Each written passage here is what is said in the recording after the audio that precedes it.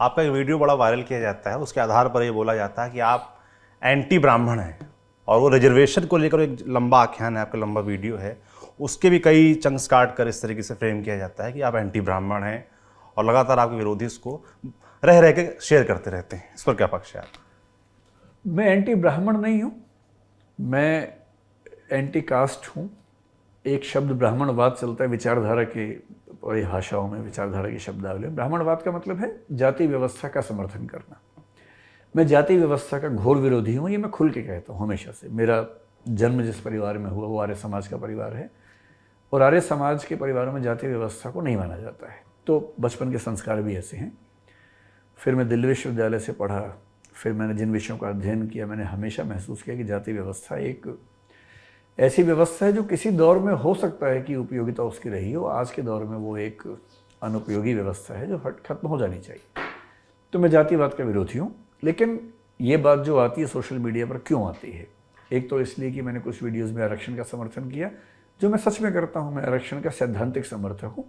व्यावहारिक स्तर पे मुझे कुछ निराशाएं हैं भारत के आरक्षण के सिस्टम से, कई निराशाएं हैं। लेकिन आरक्षण अपने आप में एक बहुत ज़रूरी उपाय है एक स्थायी शांतिपूर्ण समाज बनाने के लिए, इसमें मुझे कोई आपत्ति नहीं है।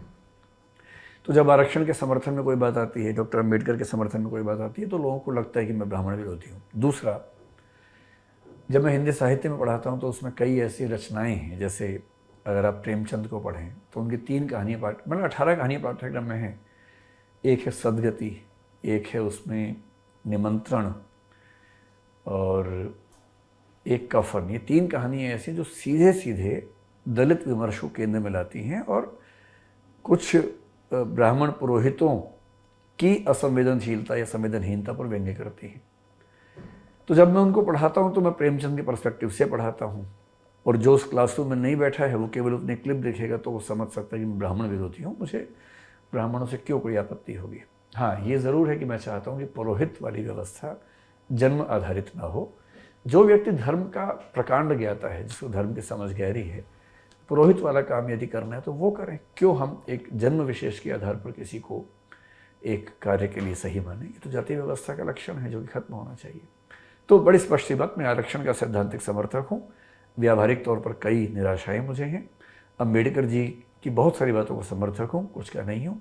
महात्मा गांधी की कुछ बातों में अपवाद हो सकता है, वरना मैं उनका बहुत बड़ा प्रशंसक हूँ। संविधान का प्रशंसक हूँ, जाति व्यवस्था का विरोधी हूँ। इसी से मेरा एक विचार बनता है। प्रेमचंद जी का समर्थक हूँ। प्रेमचंद जी ने बहुत अच्छी अच्छी कहानियाँ लिखी, उनमें जब जाति व्यवस्था के विरोध में लिखी तो मुझे वो पढ़ानी होती हैं, और वो पढ़ाते हुए कुछ ऐसी अनौपचारिक बातें होती हैं जो लोग क्लिप बना के चलाते हैं। क्लिप क्यों बना के चलाते हैं? उससे उनका चैनल चल जाता है, उनकी रोजी रोटी हो जाती है, कुछ कमा लेते हैं विज्ञापन से। तो मुझे उसमें भी बहुत दिक्कत नहीं है कि अगर उनका उससे घर परिवार चल जाता है तो 2-4 गालियाँ पड़ भी जाएँ तो क्या फ़र्क पड़ता है।